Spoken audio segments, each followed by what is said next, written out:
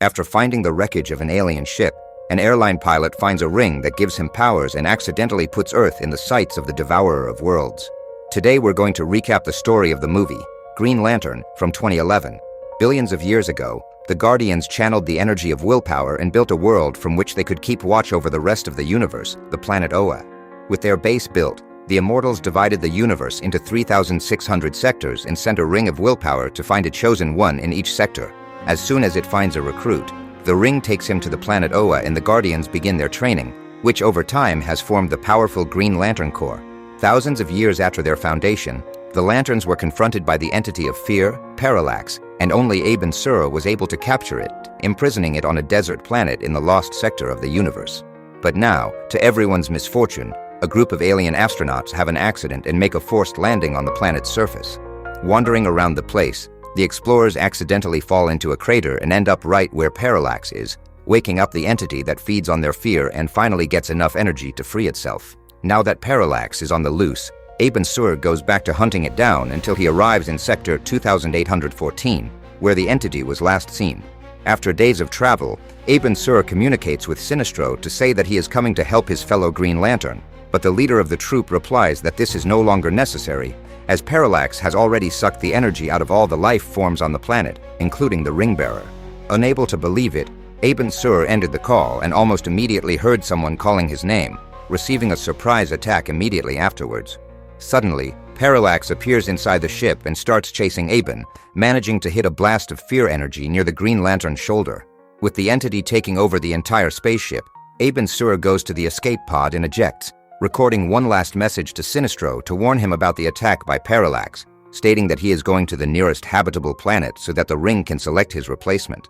Back on Earth, a fighter pilot called Hal Jordan wakes up late for a flight test and drives all the way to the Ferris hangar. There, Carl, the company director, presents the powerful Saber 3, an artificial intelligence-powered fighter that promises to put an end to human error, to a group of interested parties. Interested in the project, the U.S. General came for a visit and Senator Hammond will personally witness the negotiations. With everyone present, Hammond says he wants to see how the Saber performs in a simulation and asks two of the AI-guided fighters to take on two of Ferris's best pilots. In the air, Hal and Carl's daughter begin their flight and are soon caught by the Sabers, which chase the man while the woman tries to stabilize her aim. As soon as she manages to brake, Carol fires a shot through the simulator and the pair of jet robots manage to dodge it almost instantly. Thinking of a way to finish off the fighters, Jordan uses Carol as bait and tries to shoot him from behind, but the Sabers manage to hit the girl and deflect the shot. Alone against the two ships, the pilot decides to try to escape by gaining altitude and the controller Tom warns him that all the jets stop working after passing 50,000 feet, including his own. Even so, the pilot continues to climb until all three aircraft begin to fail. Even in free fall, Hal manages to aim at the two Sabers and hit them, winning the simulation, but when it comes to stabilizing the aircraft during the fall, he starts to remember the day he saw his father lose his life in a plane crash right in front of him. Lost in his memories, Hal can't keep control and ends up going into a spinning spiral as he gets closer and closer to the ground. When he gets below 10,000 feet, Tom tells him there's no time to get out of the spin and tells Hal to eject, leaving the pilot with nothing to do but watch as his jet crashes to the ground. Back at Ferris, Carol and the rest of the team start arguing with Hal, saying that in addition to destroying a brand new fighter jet, after the simulation the company lost its contract and will now have to fire most of the employees, starting with him. After the rest of the team leaves the office, Carol asks what happened and Hal says his controls crashed, prompting the woman to argue that he had time to recover and still didn't do it. Refusing to admit what has happened, Hal insists that the control has crashed and the two end up in an argument. A few miles away, Aben Sur lands on the coast and uses what little energy he has left to send a ring in search of a new bearer. Without realizing what is happening, Hal Jordan goes to his brother's house to celebrate his nephew Jason's birthday. After handing the boy a miniature jet, he walks back to his car when he is captured by the ring that starts transporting him to the beach. After a less than smooth journey, Hal is dropped off in front of a spaceship and sees something moving inside. Wanting to help anyone, the pilot rushes to the vehicle and is impressed by Aben Sur's appearance, but even though he finds it strange that he has magenta skin, he decides to try to call the hospital for help. Before he can do this, Aben asks for him by name and reveals that the ring has chosen him as its new bearer, so he must get the lantern from the ship and take it home where he disappears almost instantly. Not knowing what to do, Hal calls Tom and asks for his friend, who comes to help him, But as soon as he arrives at the place, 2 army helicopters also show up and the pair rush to the jeep to flee the scene. While Hal and Tom drive to safety, Sinestro meets with the Guardians and tells them about Abin Sur's elimination at the hands of Parallax. Wanting to avenge his friend, Sinestro asks for permission to gather some men and go after the entity before it devours other worlds, getting the support of the Guardians to do so. On Earth, scientist Hector Hammond is at home playing a game of online chess when someone starts ringing the doorbell. When he answers the door, the biologist comes across 2 very strange men who order him to accompany them. With a hood over his head, Hector is taken to a secret base where he is introduced to Amanda, who takes him to the laboratory and asks him to analyze the body of the alien they have found. Although confused, the man accepts the task and starts working on Abin Sur's body, but when he goes to analyze the wound on his chest, Hector ends up coming into contact with remnants of Parallax's energy that enter through his finger. Unaware that he has been contaminated, Hector finishes the analysis and gives the hard drive with the data to Amanda. Meanwhile, Hal arrives home with the lantern and swears the oath as Abin Sur asked, but is interrupted by Carol, who arrives at the apartment door wanting to talk. Afraid that she will find out something, the man takes her to the bar where they finally settled a fight they had earlier.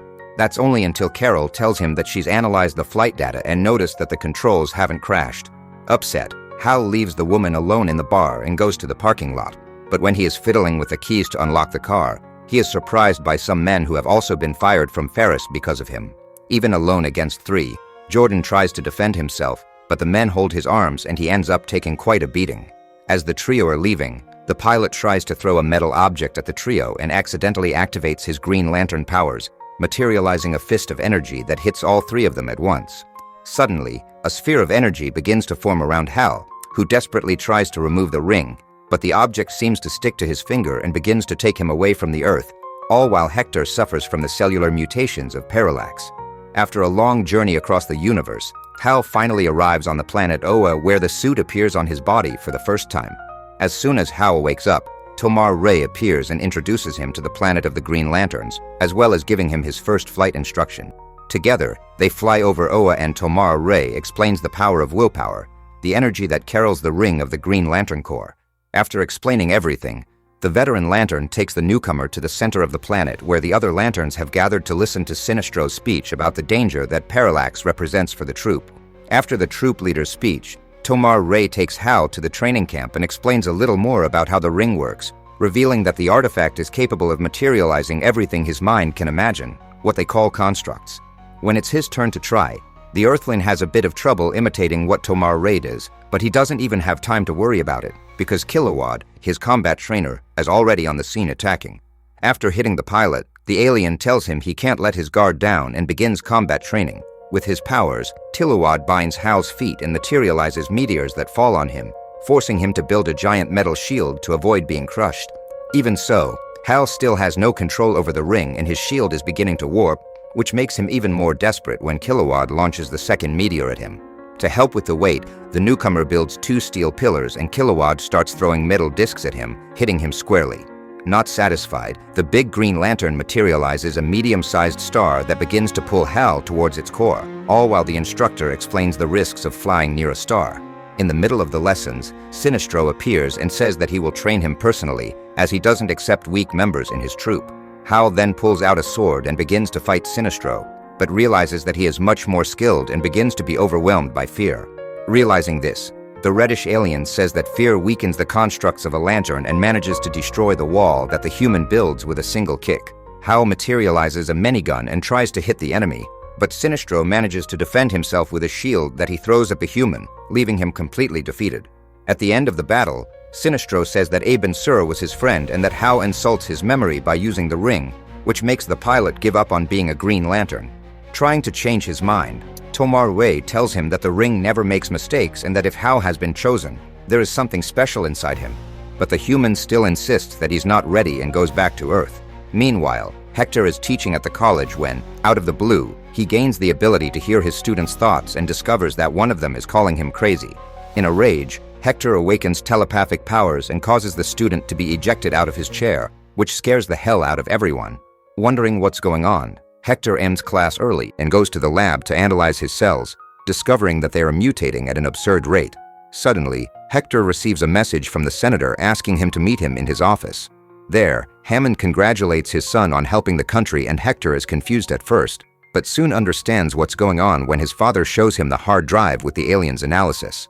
When he discovers that his father is part of the investigation into the alien, Hector is disappointed that he wasn't chosen for his talent and refuses to continue with the project, leaving the office with his ego badly bruised. At the edge of the Milky Way, Sinestro leads the best lanterns to Parallax and combines their powers to try to trap it, but thanks to the entity's frightening power, the troop is overcome by fear and ends up having its energy sucked away. Defeated, Sinestro returns to the Guardians and tells them everything that has happened, as well as saying that he has calculated his trajectory and that Parallax is coming straight to Oa. Thinking that the Elders are hiding something, Sinestro asks what they know, and the Immortals reveal that after years of using the power of will for everything, they have come to the conclusion that they should explore another source of energy. With this in mind, the Guardians met to discuss what to do and decided to use fear, but this energy was extremely unpredictable and had the power to corrupt anyone, which made the Immortals give up on using it, except for one, Parallax. Thinking that this was the way to go, the Guardian of Oa decided to act on his own and entered the Forbidden Chamber to channel the energy of fear, but thanks to this, he was totally corrupted and turned into the world-devouring entity he is today. In order to save the universe, Aben Sur imprisoned Parallax in the Lost Sector, where he has remained ever since, but now that he has managed to escape, the former Guardian is coming straight to Oa to take revenge on his former companions and destroy the troop. Hearing all this, Sinestro says he has no other choice and decides to forge yellow rings to fight fear with fear, an extremely risky strategy. Back home, Ferris throws a celebration party and invites most of the town, including Hal and Hector. As soon as he arrives, the pilot asks Carol how they got the contract, and she replies that she managed to convince the general that the Sabres only lost the simulation because Hal broke the rules, and furthermore, Tom managed to increase the altitude limit of the fighters even more. After the conversation, Carol begins to walk through the hall and meets Hector, who tries to talk about the work with Aben Sur's body, but the senator is nearby and manages to interrupt everything, saying that it is the story of some science fiction book. Annoyed by his father's interference, Hector walks away and Hammond's secretary arrives to say that they should leave. While his father is in the helicopter, the scientist uses his telekinesis to make a tap fly into the tail rotor, which starts the aircraft crashing. With the helicopter about to sweep through the crowd, the ring begins to emit a signal, and Hal manages to create the construct of a Hot Wheels car and ramp, allowing the aerial vehicle to perform various maneuvers in midair. Suddenly, the tail rotor detaches from the helicopter and flies into the metal structure just above the stage, causing tons of steel to fall towards Carol. Hal materializes a barrier to save her and ends up forgetting about the aircraft that almost crashes to the ground, but he manages to be quick enough and builds the runway to save everyone. With that, the new Green Lantern makes his first appearance and leaves while everyone records the mysterious hero.